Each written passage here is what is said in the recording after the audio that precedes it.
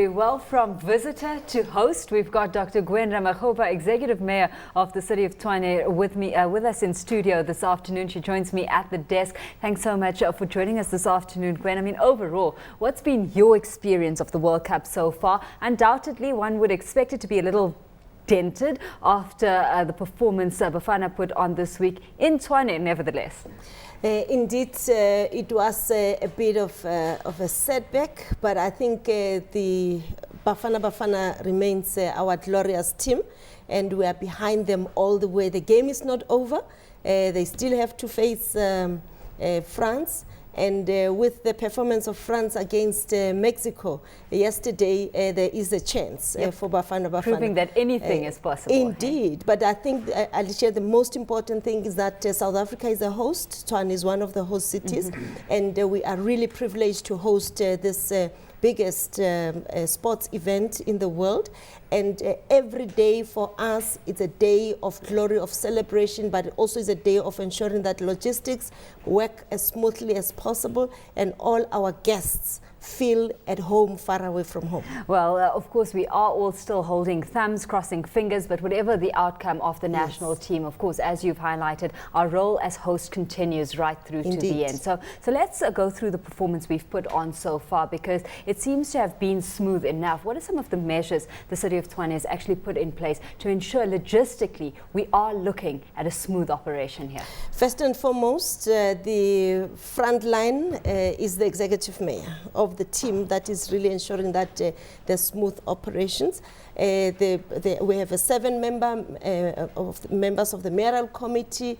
The city manager is also at the helm, the acting city manager, and we also have service providers that we work with them and monitor on a regular basis. So our multidisciplinary, multi-sectoral team of experts behind the scenes are working around the clock. And we're also very privileged that our volunteers have also been very disciplined, very committed as South Africans. And indeed, so far things have gone smoothly. There are a few glitches here and there. Yeah. We've been able to solve them within a wink of an eye. Well, let's take a look at your relationship with just a couple of the service providers and where there have been glitches. I mean, just a couple of days before the World Cup kickoff, there were some frayed nerves about with a building constructor in the Pretoria High Court, really trying to halt the World Cup events that were going to be taking place at the stadium unless the City of Tshwane paid him an outstanding, he claimed, 28.8 million. I mean, what's actually transpired there? Has everything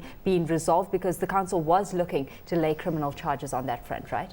Well, the matter is sub judice at the moment, but from our side, we've done everything to comply with our obligations, and the ball is in the court of the gentleman to prove that we haven't. And we, as we've said, we've just asking people not to take advantage of this world stage. Just not to be opportunist. Indeed, yes. But I think there's a process to deal with that. Well, we'll certainly be tracking developments there as they unfold. In the meantime, we've had this issue emerge with the security company contracted for the entire event, not in the Tshwane area alone, being pulled off. Some of the business security concerns. We've had the South African Police Service being called in. What's the situation in Tshwane specifically, and the security situation particularly? We haven't had that experience in the city of Tshwane. And we are working very closely with the Metro Police and with the South African Police Services to ensure that our obligations in terms of security, in terms of issues of safety, are actually delivered accordingly.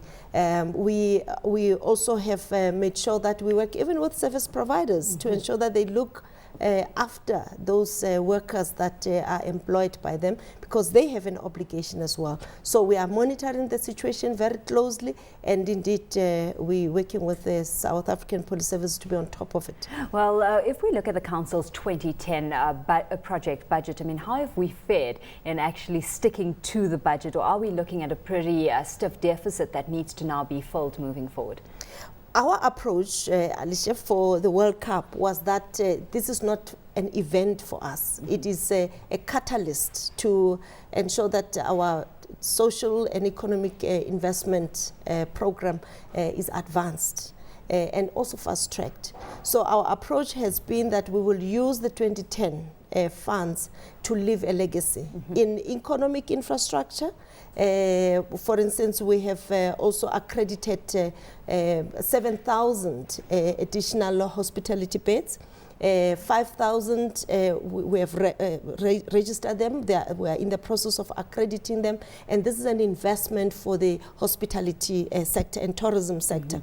In terms of roads, we have expanded road networks, not only around the match venue, Loftus, but also in townships, Mamelodi, Atteridgeville, Soshanguve. We've also invested even in basic services infrastructure, like electricity, water, and all that. So our people will benefit from the resources that we have used around the World Cup. So for us, it's not an event, but it's a catalyst in servicing our people and investing in our economy. Well, certainly economists predict that the World Cup could actually add 0.4% to GDP through retail spend alone. Yes. Now we're looking at this sustaining a longer-term growth picture moving forward. Many were skeptical, Mayor, about the benefits to the country hosting the event, as the 16 billion rand was spent on building stadiums, and it wasn't all clear that these stadiums will be put to good use in the future. What's the status or your view in that regard moving forward? We know that certainly the Blue Bulls are going to be making full use of the one in Tshwane, right?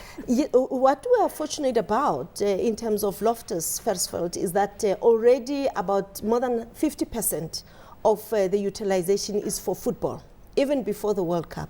So there is also a multi-utilization approach there, and the giant stadium, which the city is building in phases out of its own resources, will also be a multi-disciplinary and different codes, multi-code stadium with tennis courts, with athletics and all that. So we will make these nodes of sports development and sports excellence. We've just appointed a 9-member team of the interim Tshwane football development unit to also capture this legacy of football even beyond the World Cup.